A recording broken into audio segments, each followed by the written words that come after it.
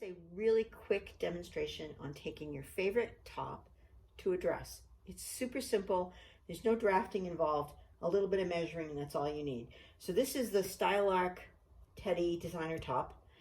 It is the tunic length, and I love the tunic length, and I want to turn it into a dress. So I've made up the tunic. I know where it lands on me, and I'm going to make it 8 inches longer. Now this is a high-low hem, so it's going to be long in the back, but I'm making the whole tunic 8 inches longer. So I've laid out my tunic pattern. This one happens to be on the fold, and I'm going to cut the neckline and the shoulders and the armhole somewhere to around the mid-waist here. It doesn't matter as long as the armhole and the shoulders and everything is cut out the way it's supposed to be.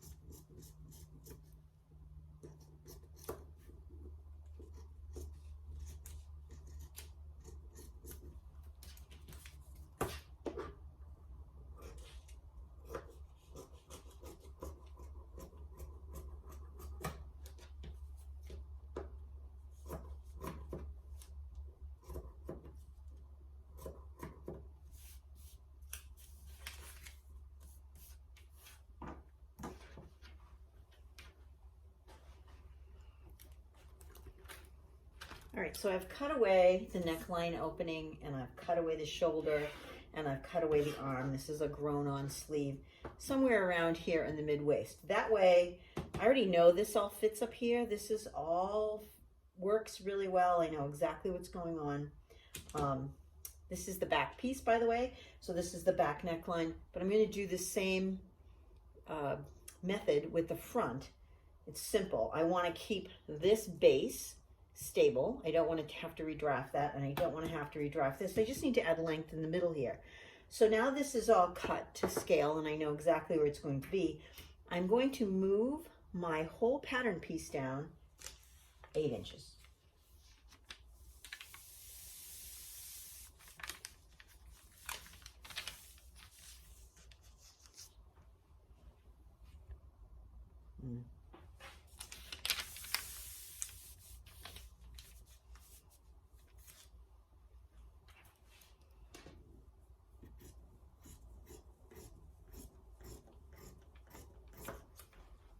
So I've cut my neckline. I wanted that to stay stable, and my shoulder seam and my arm. It has a grown-on sleeve with a indent here, and I've cut pretty close to the bottom, and I kind of want to keep that flare going. This is the back piece, and I want to keep that flare going because I want it to be loose and weighty, and this fabric has a nice drape to it, but I don't want to have to redraft the space down here. So I'm going to slide my whole piece down 8 inches, which is the length that I have decided that I need for my dress. So I made the tunic. I like the way the front fits. I know that it needs to be 8 inches longer in the front to be happy with the length of the dress. So I'm just going to slide this whole piece down 8 inches. All right, so you can see my shoulder is here, my armhole is here. Now it looks a little funky, but I have slid this down. I'm going to move the camera. So now I've slid my whole piece down. You can see I've slid it down 8 inches, measured against this ruler here. And I want to keep this curve the same. I just want everything 8 inches longer. And up here, it's a little funky from where I cut it. So I'm going to take my long ruler, and I'm going to match up this side hem with my seam. I'm actually going to extend it a little bit because I want to keep that angle kind of going this way. So I have this really nice flowy type of piece, and I'm going to finish cutting it out.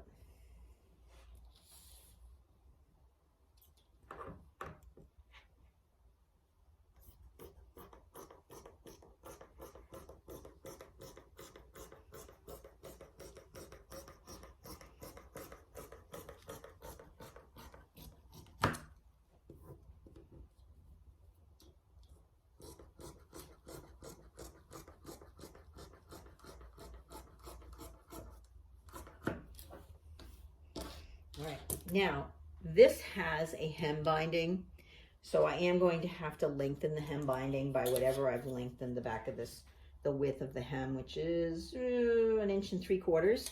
So the back piece of the hem binding will have to be lengthened by 1 3/4 inches.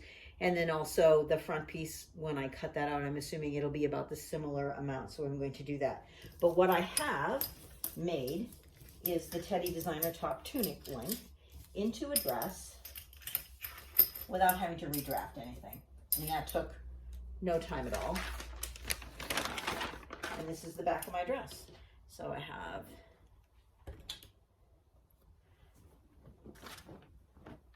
the neckline here. Here's the neckline, shoulder seam, arm for the little armband, and then the length of the dress for the back of my dress. I'm really happy with that. And that is super simple. You don't have to redraft any of the important pieces of the garment.